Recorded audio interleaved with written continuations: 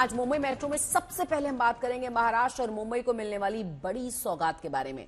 कल प्रधानमंत्री मोदी अटल सेतु का उद्घाटन करेंगे। अटल सेतु देश का सबसे बड़ा पुल है। पीएम मोदी मुंबई से पहले नासिक में होंगे, जहां वो यूथ फेस्टिवल का उद्घाटन करने वाले हैं।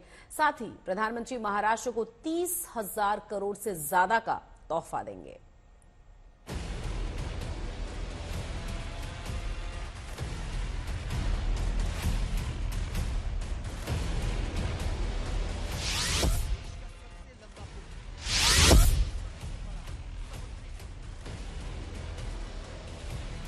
ये मुंबई ट्रांस हार्बर लिंक यानी अटल सेतु है।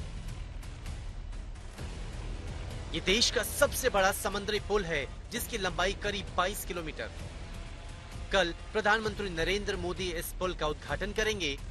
अटल बिहारी वाजपेयी शिवड़ी नवसेवा अटल सेतु, इसका उद्घाटन माननीय प्रधानमंत्री इनके शुभ हाथों से 12 जनवरी को होने वाला है। ये जो प्रोजेक्ट है, इसे सारे एक्सपर्ट्स जो है इसको एक इंजीनियरिंग मार्वल ऐसा कह रहे हैं।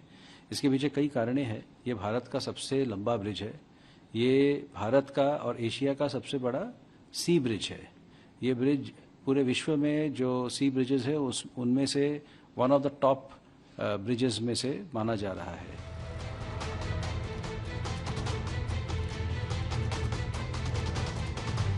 पुल के उद्घाटन की तैयारियां पूरी कर ली गई है। सूबे के सीएम एकनाथ शिंदे खुद जाकर तैयारियों का जायजा लेकर आए हैं। प्रस्तावित हवाई अड्डे की जगह पर कम से कम 2.5 लाख लोगों के बैठने का इंतजाम किया गया है। समारोह स्थल पर 50 बेड का अस्पताल तैयार किया गया है। सुरक्षा के पुख्ता इंतजाम किए गए हैं। करीब 4000 पुलिस वालों की तैनाती की गई है। अटल सेतु के उद्घाटन से पहले पीएम मोदी स्वामी विवेकानंद की जयंती पर नासिक में 27वें यूथ फेस्टिवल का शुभारंभ भी करेंगे। कल प्रधानमंत्री एक बड़ा संदेश देंगे। नासिक की भूमि से देश के युवाओं को मार्गदर्शन भी देंगे, प्रेरणा भी देंगे, और मुझे पूर्ण विश्वास है हमारे युवा विकसित भारत 2047 इसके लिए पूरी तरह से प्रतिबद्ध रहेंगे। नासिक में पीएम मोदी गोदावरी की आरती करेंगे और कालाराम मंदिर में दर्शन भी करेंगे। पूजा पाठ के बाद प्रधानमंत्री नरेंद्र मोदी रोड शो भी करेंगे। कल स्वामी विवेकानंद जी की जयंती है। ये हम राष्ट्रीय युवा दिन करके मनाते हैं, और कल युवा महोत्सव भी, राष्ट्रीय युवा महोत्सव भी यहाँ होने जा रहा है। नासिक को, महाराष्ट्र को इसका सम्मान मिला है, और इसके लिए माननीय मोदी जी यहाँ पर आ रहे हैं। मोदी जी यहाँ पर 11, 11:15 बजे आएंगे। उसके बाद में उनका रोड शो होगा 1.5 किलोमीटर का। उसके बाद में वो राम घाट पर जाएंगे, वहाँ गोदावरी नदी का पूजन करेंगे।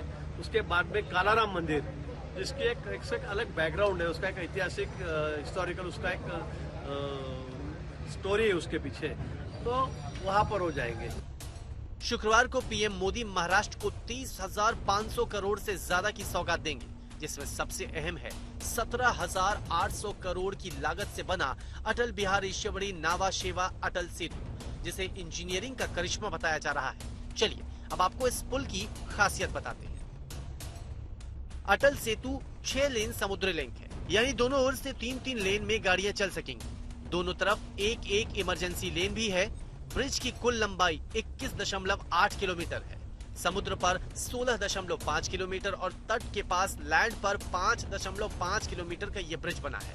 गाड़ियों की आवाज कम होगी ताकि समुद्री जीवों को नुकसान कम हो। इस ब्रिज में तीनों टेरेन से हमने काम किया हुआ है, यानी हमने इसमें लैंड का एक एलिवेटेड पार्ट है, इसमें समुद्र में एक ब्रिज है, और साथ ही में मड फ्लैट्स में इसमें काम की गई है।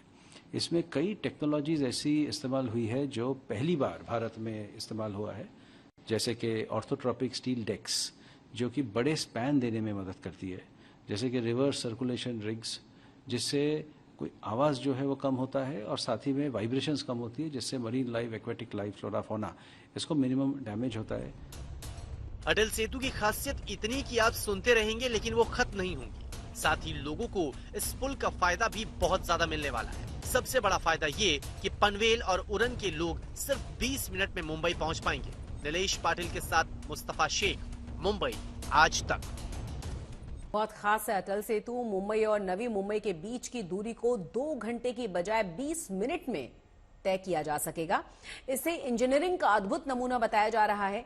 इसे बनाने में जो सामान लगाया गया है ना, उसे लाने वाले ट्रक्स को अगर एक लाइन में खड़ा कर दिया जाए तो वो चांद तक पहुंच जाएंगे।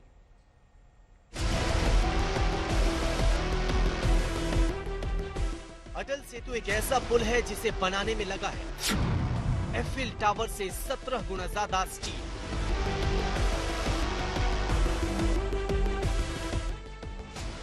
अटल सेतु एक ऐसा पुल है जिसमें इस्तेमाल हुआ है स्टैच्यू ऑफ लिबर्टी का 6 गुना ज्यादा कंक्रीट। ब्रिज को बनाने में करीब 2 लाख मीट्रिक टन स्टील और 5 लाख मीट्रिक टन सीमेंट लगा है। दावा है कि अटल सेतु एक ऐसा पुल है जिसके निर्माण के लिए सामान लाने वाले ट्रकों को अगर एक लाइन में खड़ा किया जाए तो वो चंद्रमा तक पहुंच जाएंगे। इसमें जो रीइंफोर्स स्टील जो यूज किया गया है वो आईफिल टावर के 17 टाइम्स है। मतलब आप कितना स्टील यूज हुआ ये आप इमेजिन कर सकते हैं। जैसे इसमें जो स्ट्रक्चरल स्टील यूज की गई है that is 4 times the Howrah bridge. इसमें जो कंक्रीट यूज किया गया है वो स्टैच्यू ऑफ लिबर्टी के 6 पट किसी ज़्यादा इसमें यूज़ की गई है। इसमें जो वायरिंग है वो वायरिंग को अगर आपने पूरे डायमीटर में लिया तो वो 2 पट होता है। इसमें जो ट्रक्स आई है सामान लेकर तो ये ट्रक को अगर लाइन में खड़ा कर दे तो ऐसा कहा जाता है कि ये धरती से चंद्रमा तक के वो लाइन लग जाएगी। अटल सेतु की नींव पीएम मोदी ने ही 2016 में रखी थी और अब उद्घाटन करने जा रहे हैं। ब्रिज पर एडवांस लाइटिंग की गई है।